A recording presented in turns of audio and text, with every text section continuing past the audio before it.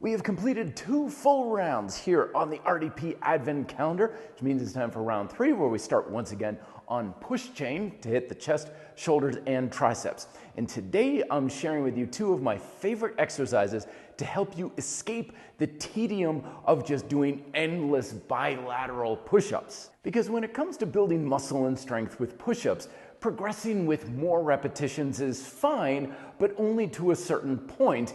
After a while, you're basically just kind of beating a dead horse by reinforcing the same technique, the same level of resistance, and you're building more stamina and endurance rather than actual strength. So the classic bilateral style push-up is fine, but eventually you're gonna wanna graduate into more of a unilateral style, where you have more weight on a single arm to help you continue to get stronger. That should be your kind of bread and butter main mode of push-ups after a certain point. And there's 2 ways I like to do that, both of which have big advantages on suspension straps. The first variation that I usually recommend people check out is, of course, the classic archer style push-up on suspension straps, which you can do either alternating or just on one side.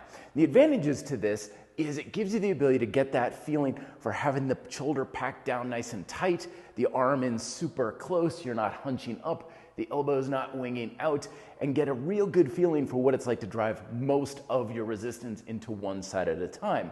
But you're also giving yourself the ability to adjust the intensity through your angle to gravity. So the more upright you are, the more weight is on my feet, so it's real easy on my arms.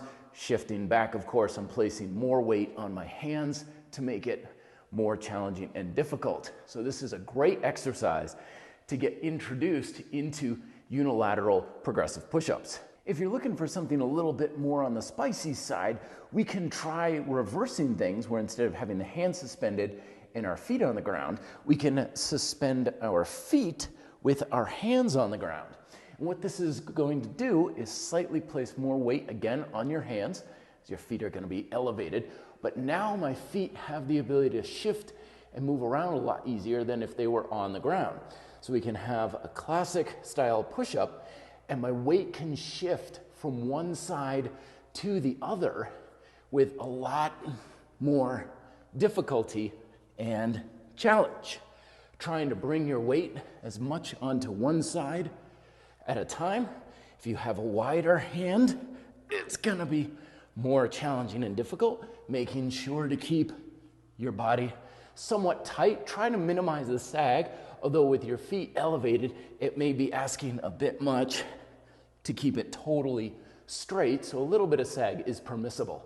Both of these unilateral push-up variations fundamentally do the same thing, so it's not like you're gonna get a drastically different result using one or the other, but they give you the option to see which one you feel most comfortable with, since unilateral training can sometimes feel a little bit strange when you're really getting into it and making it the primary course of action for your push-up training.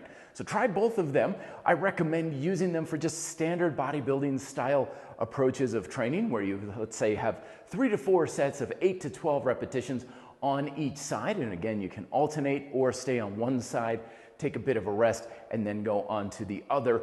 Again, there's another variation where you could do it however you see fit and whatever feels best for you. More details down below in the description, as well as other suspension resources on how to make your own set. Let me know if you have questions in the comments. Be fit and live free.